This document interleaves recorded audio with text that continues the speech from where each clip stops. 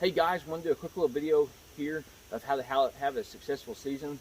I first want to start off with how you get in and out of your tree stands or your ground blinds there, or your redneck blinds for this instance. Make sure that you understand you've got a pretty clear entry and exit. I know it's not always going to be bulletproof there, but make it as bulletproof as you possibly can. By doing that, you're going to be able to understand where the bedding is, where your food is, where water is, and then based off your wind direction, you're going to want to hunt that piece of property or that stand location. You're going to be able to determine where your best entry and exit is, if that's even possible. Sometimes you're going to find yourself in a situation where you're either going to risk it or you're going to be extremely conservative and not hunt this spot at all.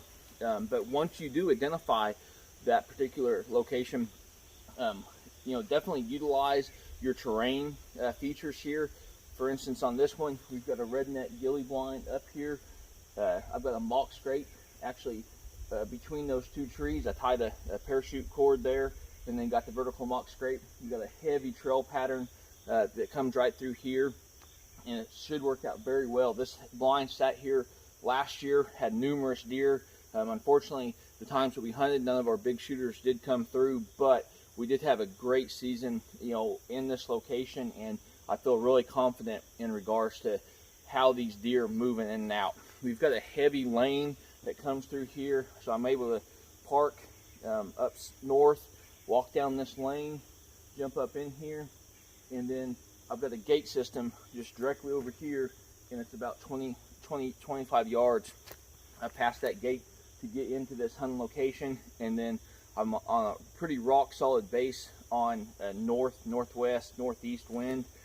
Back behind that blind actually has a pretty steep drop off, so it works out very well for my thermals and my wind to blow off there, and I can get into this location very quietly, both morning and evenings. So the way that these deer work on this particular location is we've got some pretty heavy bedding area right up here, and then those deer transition through here out to the open field here. It's just a meadow, but there's a lot of deer that will feed in there. We got a lot of clover and good grasses in there for them, and then we also got a pond. So once you've got your central location that you're wanting to hunt, take those into consideration. Definitely establish a mock scrape where you're going to be hunting at. We use a lot of the vine systems. Those work out really well. And then also, if you don't have water, stick you a 50, 100, 150 gallon tank in there, be able to fill that thing up, and that should produce a really good solid hunt for you, especially in the months of November when those big bucks are moving back and forth and they need a quick drink. This particular location here, we're not going to have any water, just for the simple fact of within 100 yards we've got a substantial pond that the deer water in all the time. So we're using this as a transition stand, both from coming off the feeding area back into the bedding, as well as from the bedding out into the water food source, and that works out very well. So keep those things in mind as you get ready for your hunting season, as you're going through your hunting season, and I think that will make sure that you've got a successful hunt in your near future. So hopefully you guys are getting out there in nature, and like always, best luck on your upcoming hunt.